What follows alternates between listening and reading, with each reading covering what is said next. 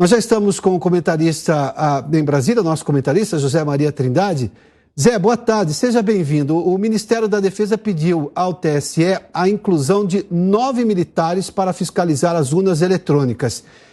Como é que está esse impasse no momento, Zé? Porque são mais 9 militares, ou seja, essa é uma decisão do Ministério da Defesa que depende, obviamente, do TSE. Como é que está esse impasse? Bem-vindo. Pois é, uma força chamada tarefa temporária, né? Muito boa tarde, Piotr, boa tarde a todos. Olha, Piotr, eu conversei agora há pouco com fontes do grupo de comando dos militares e a ideia do Ministério do Exército e do Ministério da Defesa é de que os militares não pediram, foram convocados, foram chamados para participar desse grupo de transparência e que eles não foram para participar só para balançar a cabeça e dar ok sem analisar. E é exatamente isso que os militares querem fazer. Não é incoerente com a nota anterior de não indicar um substituto para o coronel Vicente Santana, que foi expulso do grupo de transparência pelo presidente do TSE, ministro Edson Fachin. Os 9 militares indicados agora são técnicos e, segundo informações, a defesa pede para que seja feita uma avaliação temporária. Eles chamam de grupo de tarefa temporário para avaliar o código-fonte das urnas eletrônicas.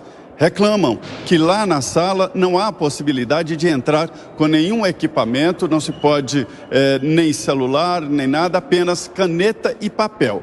E isso dificulta, porque os códigos são muito amplos e difíceis de fiscalização.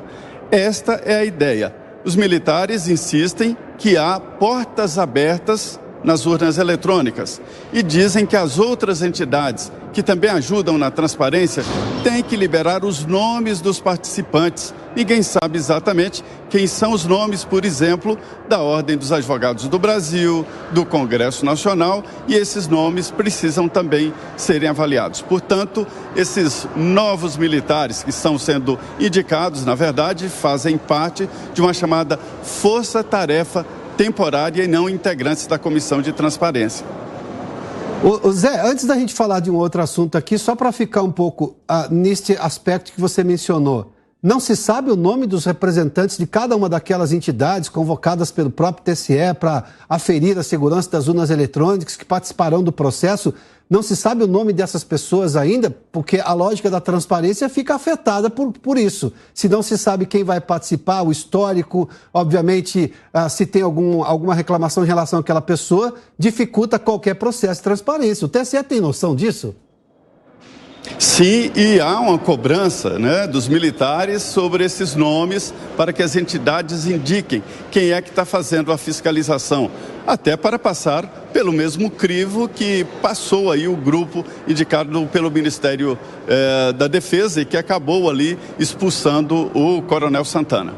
O TSE precisa entender que isonomia é uma coisa básica numa situação como essa.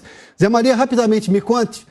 Do ponto de vista político, o clima já está um pouco melhor, porque o presidente Jair Bolsonaro foi convidado pelo futuro novo presidente, né, do TSE, o ministro Alexandre de Moraes, também o seu vice, que é o ministro Lewandowski, a participar da posse deles, né? E parece que a reunião foi em clima bastante ameno, é isso? O relato daqui do Palácio do Planalto, nós estamos aqui no Palácio, Piotr, na parte de baixo, na entrada do Palácio do Planalto, é de que houve mesmo um clima melhor, com a participação, inclusive, do ministro Ricardo Lewandowski, né? E tentaram isolar politicamente o presidente Jair Bolsonaro, mas esta vinda do Alexandre de Moraes fazendo um convite formal e fazendo uma insistência para o presidente, ele aceitou. O presidente Jair Bolsonaro vai à posse, até agora a indicação é esta, né? E também o ministro da Defesa, Paulo Sérgio, também vai. E olha, Piotr, pode ser que os dois, o presidente Jair Bolsonaro e o ex-presidente Lula, se encontrem nesta solenidade de posse de Alexandre de Moraes, porque ele convidou também os ex-presidentes da República.